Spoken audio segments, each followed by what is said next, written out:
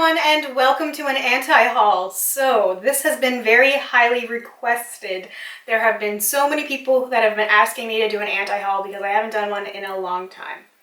And the thing with anti-hauls is that they are fairly negative because you're focusing on the reasons not to purchase something. So, of course, there always has to be disclaimers. There always has to be with videos like this. So here's mine. This is an anti-haul on products that you guys asked me to talk about. So some of these things are things that I might be personally interested in purchasing, but I thought this would be a fun way to do it because there are products that a lot of people wanted to hear my thoughts on and to maybe be talked out of. And that to me is the purpose of an anti-haul, to be talked out of something. So that means not talking about the good things about a product. This is not a pro and con. This is not a review. This is saying, hey, here are the reasons why you may possibly not need this thing. And that's all there is to it. If you want the product, there's absolutely nothing wrong with that. Spend your money however you see fit. This is just trying to talk people out of, to discourage people from purchasing those things that they're kind of on the fence about, but they really need that final push. They really need that final voice telling them what they already know. So I will not be talking about the good things about this product. Inevitably, there'll still be somebody in the comment section who will say, but this is good for this, this is good for this. Yes, I'm sure you are 100% correct. However, if you want to hear about the good things about a product, go somewhere else. All right, so with the disclaimers out of the way, I asked people via the community tab about a week ago if there was any specific products they would like to hear me talk about in an anti-haul. This is also going to be done on the fly. I don't have any notes prepared. Normally when I do an anti-haul, I at least have some kind of outline, so I make sure I hit the right things. I'm just going by the comments on my phone, so this is going to be a little bit of a different experience, but hopefully it'll work a little bit better. Sometimes I feel like people try too hard in anti-hauls, myself included. They try too hard to be funny and to capture like the real popular anti-hauls, and it doesn't always go over very well. So anyway, enough rambling. So the first person would like to see more indie brands. So they didn't list anything specifically. Some other people did mention some indie brands, which I will talk about those products. So if you ever want to hear me talk about anything in particular, if you want to see maybe an all indie anti-haul, let me know. Let me know if there's any particular products you would like to be talked out of. I really enjoy doing this and just kind of giving that other perspective. I really enjoy playing devil's advocate. So the next person, Anya, wanted to hear my thoughts on the Noirvina palette. So I actually talked about the Noirvina palette a little bit in another video, which was me talking about new releases, the would I buy it kind of video, which I really enjoyed doing. And at that time, I really wanted the Noirvina palette. I mentioned how I was on a no-buy for the month of July, but when it was over, I was going to be purchasing the Noirvina palette. I'm really glad I waited because sometime in July, I was scrolling through Twitter and I happened to see a tweet from Raw Beauty Christie where she had sort of reorganized the Noirvina palette in a way that she felt was more aesthetically pleasing. But her redesign talked me out of the palette. Just the different layout of the shadows made me see how clearly I didn't need it, just because I have dupes for pretty much everything. I could see how neutral the palette was, and now neutral is not a dirty word. I love my neutral makeup, I really truly do, but I have a lot of it because I love it, so I don't need more. Is the Anastasia formula good? Yes. But do I need more of the same shadows that I already have? Absolutely not. So looking at it in a different way, I was intrigued by the palette. I could see more different combinations, and when I saw sort of the, let's face it, boring arrangement of the shadows, I realized I really didn't need it, and that was probably some of the combinations I would have ended up reaching for when I was using that palette, and I could just imagine it collecting dust after a couple of weeks. I would have enjoyed using it because it was something new, something pretty and shiny, but then I just would have let it sit. Genevieve also wanted to hear about the Noirvina palette, and I think a lot of anti-hauls with palettes have pretty much the same information. Look for dupes. Look at why you want that palette, what is different from what you already have, and what can you create with that palette that you can't create with what you already have. You don't have to have the palette in your hand to plan out a look, to think, I would use that shadow in my crease, I would use that shade on my outer corner, I would use that shade on my lid. Write it down, make a list if you absolutely have to, and really see what kind of looks you would do and if it would really benefit you with what you already have. She also wanted to hear about the Soft Glam palette, which I actually anti-hauled last time. I did a whole eyeshadow palette anti-haul, so I talked about that one there. She wanted to know my thoughts on Jeffree Star's summer collection. It's Jeffree Star. That's all I'm going to say about that. And the Kat Von D brow products. Kat Von D. Well, it's tricky because I actually have one of those brow products. I bought it before the whole Kat Von disease thing. And I just can't imagine willingly purchasing Kat Von D. Just like I can't imagine willingly purchasing Jeffree Star products. With the Kat Von D brow products, like the pomades, the difference there is that they have some other colors that ranges like the Anastasia Dip Brow don't have. If brow pomade is your thing, there are other brands that have it. There even are drugstore brands now that have their versions of it. In terms of price, it's at the same price point as the Anastasia Dip Brow, so pass on the diphtheria. At the end of the day, just look at whose pockets you're lining. I'm not saying you have to be a perfect person, and being ethically conscious all the time is not always possible, but there definitely are alternatives and you do not have to support certain brands. A lot of people mentioned the new Zodiac collections that are coming out, with quite a few people specifically singling out the ColourPop Kathleen Lights Zodiac collection. The thing with the Zodiac theme is that it's just that, a theme, like we've seen before with unicorns and mermaids, etc. It's going to reel you in if you believe in it because you are going to relate to it. I've talked about buying products for names before, and that's exactly what people are doing with these sort of collections. They are looking for that connection there and going, oh, I'm this sign, that is so me. Bite was doing it with the lipsticks, they still are. I think there was a BH Cosmetics collection, a Wet n Wild collection, the ColourPop one. It's going to suck people in because they're going to say, oh, that nude lip gloss is totally me. It's totally whatever sign I am. Now, I believe in that stuff a little bit. I do. I will be one of the first people to tell you that I'm a typical Taurus, but I don't think that's reason enough to buy a product anymore. I definitely have a Taurus lipstick. I definitely have a Taurus choker, actually, with the sign on it. But when it comes to something like makeup, you kind of have to separate it. Just think if it wasn't labeled. If it didn't have the pretty Zodiac packaging on it, would you still be drawn to it if you didn't relate to the Zodiac angle? Now, there's also issues with Kathleen Lights as well. I personally am not purchasing anything that she's tied to at the moment. I know some people aren't as well, but some people are, so that's something kind of like the other ones to leave to your own discretion, just something to maybe think about and be aware of. And if you're unsure, just sort of do a Google search of like Kathleen Lights drama or Kathleen Lights controversy. I don't want to get into it here. The next thing, Regan asked about the Too Faced Tutti Frutti collection. So I feel like there's not a whole lot of information about this release yet because it's still a little while away.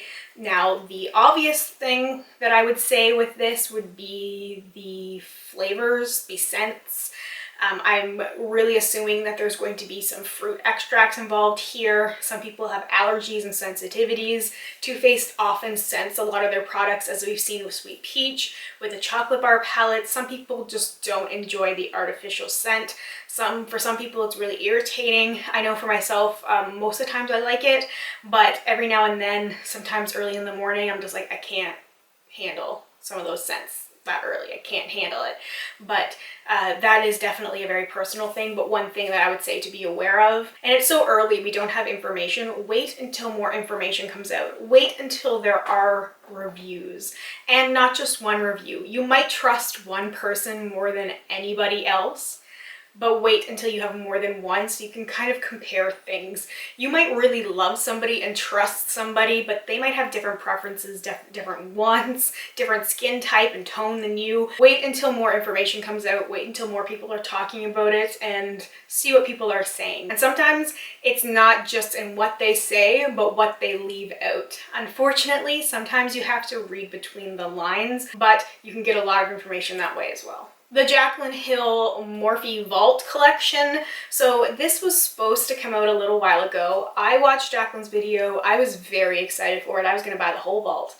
I wasn't impressed by some of the swatches when she was showing them. I was like, Morphe mattes aren't the greatest, but I really love their metallic formula. So I was like, oh, okay, this seems kind of promising. Seems like there's a good variety here. It wasn't just like an orangey, warm brown palette. There were different palettes, different color stories, and I thought this looks really promising. And then more reviews started coming out and people were trashing the palette. And then they pulled it and said, oh, we have to fix it. There were some mistakes and we have to fix it. And only a couple of weeks later, they're like, oh, we're ready for relaunch. There's something about that that seems highly, highly suspect to me, considering they were working on it for so long. And yes, I know that some of the shades were holdovers apparently from the Jacqueline Hill Morphe palette that came out a year ago. So the fact that they would just kind of get rid of it and then say, oh, we fixed it and we produced all these new palettes doesn't really seem like it's going to happen. I really want to see some people compare the one they got before and the one that they got now, just to see if there are any differences in how things perform. I'm not as intrigued as I was before. It just seems like a really badly handled situation. And while some of the shadows do look unique, quality is definitely very important. So I think it's really going to be crucial to watch reviews and see how things perform, swatching how it actually goes onto the eye, because sometimes people will say this is the most amazing thing ever as they're swatching it and you can see it all like crumbly or patchy like right on their arm. So in this particular case, I think reviews are going to be very, very important, and I think unbiased reviews in particular, people who don't have that Morphe code to push to see what they think about it. I'm kind of tempted to buy it for that reason, just to kind of really give an unfiltered perspective, but then I also just don't want to waste my money either. So I'm hoping some other people will take one for the team, please. There was a couple people who wanted to hear about the Too Faced 20th anniversary palette and collection. I actually ordered one of the lipsticks yesterday. The metallic lipsticks are totally my jam, but they are for a very specific audience. They are very glittery, they look very metallic. There are a lot of interesting colors. There's not a lot of neutrals here, and a metallic lipstick is not going to look neutral. This is not your everyday kind of makeup. So that's something that I feel like can easily sway people away from it. And for the eyeshadow palette, it looks bulky. It looks like a big palette. There's a lot of shadows in there, and then there are some overlapping shades. It's also a much cooler color story than some of the other palettes that have been coming out. So if you're not a cool tone person, you would probably want to avoid that. The Beauty Blender foundation. I don't understand how they thought this was a good idea. I don't. When I first heard about it, and I actually heard them tease it a long time ago, I think it was kind of teased on Trend Mood months and months ago, because Beauty Blender had responded to some sort of comment that was like, oh, foundations are coming. And of course people are going to be excited. How many people love a good beauty sponge? How many people love Beauty Blender? Most people want a Beauty Blender or a Beauty Blender dupe. People use it all of the time. It's one of those revolutionary makeup products. And for them to have such a disappointing range of shades, I don't know how they don't have people involved in the whole process who don't look at that and go, this is not okay. It's not about the sheer number of products. I don't think a brand needs to have 50 foundation shades in order to be inclusive.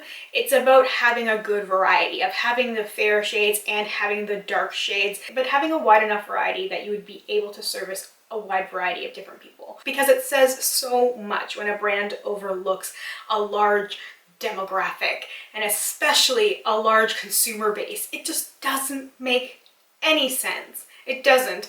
I I was so disappointed, and I've honestly been looking for beauty blender dupes because as much as I like my beauty blender, I'm like, it's a sponge.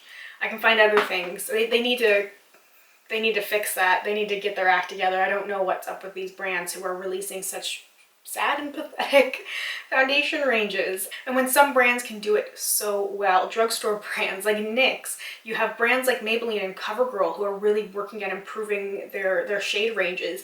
And even a brand like Physicians Formula has a fairly decent gradient with one of their newer foundation ranges. And I saw IT Cosmetics is adding new shades and deeper shades for their under eye concealer. IT Cosmetics, who has been notoriously 30 shades of beige, if they can do it, how come a new brand, a new release can't do it? Anyway, I'm just not happy that that's what happened in this day and age. It's not okay. A couple of people asked about Fenty beauty products. As for the Moroccan Spice palette, it's a very generic color scheme that we've seen a lot lately. Very, very warm, orangey reddish shades, those very soft, safe, neutral colors with a couple pops of blue. If you watch some tutorials, I feel like that could talk you out of it because every look is a variation of the same thing. It's either just using those warm orangey shades or it's like the orangey lid with the blue lower lash line. You can accomplish that so easily. If you are a makeup person who needs to be talked out of something, you probably have more than one eyeshadow palette, which means you probably have some warm browns and some orange shadows. If you don't already have blue, get one single. Get one single of a blue or get two, get a blue and a green. You can mix them together, you can wear them separately, you can get that same exact effect and nobody's gonna know that you're not wearing Fenty. You could totally tell people you are wearing the Moroccan Spice palette and people would believe you. That's the thing with a lot of these eyeshadow palettes that look so similar. So much of it looks the same. It's not strikingly different to the point where someone can easily identify it when they see it on your face. It's like, is it this? It could be this. It could also be this. You could list 5 or 6 different things that something could be, and with those warm orangey browns, it's probably more like 15 or 20 different things that it could be. So I don't think you're missing out on stuff. Plus, there will be more things coming out. Yes, it's still summer, but we often see holiday releases come in September. We are not that far away from all of these new releases being teased. So if you're kind of on the fence about something, wait. And if something new doesn't pique your interest and you still want some of these things like the Moroccan Spice palette or like Urban Decay's Born to Run or something else, it will go on sale. Or there will be a sale so you can get it for a better price because these things aren't going anywhere fast. Speaking of Urban Decay Born to Run, I feel like I've talked about this before, but it's a repackaged Spice palette, so it doesn't really intrigue me. The lo-fi lip mousses, I don't know what Urban Decay was thinking. I've seen similar things from other brands. Clinique is coming to mind because I had a sample of something a little while ago. That was a very similar product, and I think NYX had something as well. A couple other brands had things like this. Urban Decay is so behind in trends, and I feel like they just sort of pushed this out. There wasn't really a big release for it. They weren't really pimping it hard. They just kind of let it go. So I feel like this was something that they might have been planning and then they fell behind, so they just had this product and they're like, let's get it out there. It doesn't really interest me. The packaging alone tells me I would realistically never use that, and I feel like for a lot of people, even if it looks kind of interesting and it looks different, a lot of people are about convenience. And so because it's not convenient packaging, it would go untouched for a long time in people's collections. All right, so I think that'll pretty much do it for this anti-haul. I know there will be some similarities to some other anti-hauls because there's only so much you can say about products. And I'm sure I've repeated myself from things I've said before, but when it comes down to talking yourself out of products, you just have to be realistic with yourself, be honest. It's really easy to make excuses. It's really easy to convince yourself you need something and that it's going to change your life when it's not. I will also link my video on FOMO down below, fear of missing out, because I feel like that's also something that's really important to talk about with some of these new releases, especially anything labeled limited edition where people feel like they have to buy it immediately and nobody wants to wait. Just seriously wait. Wait and do your research and buy stuff when you are 100% comfortable in buying it, when it will fit in with what you want, and you'll be so much happier. You'll be less stressed, and you'll just enjoy using the product so much more. So anyway, I hope you enjoyed this. Let me know if you would like to see more videos like this in the future. Thank you so much for watching, and I hope we get a chance to chat soon. Bye for now.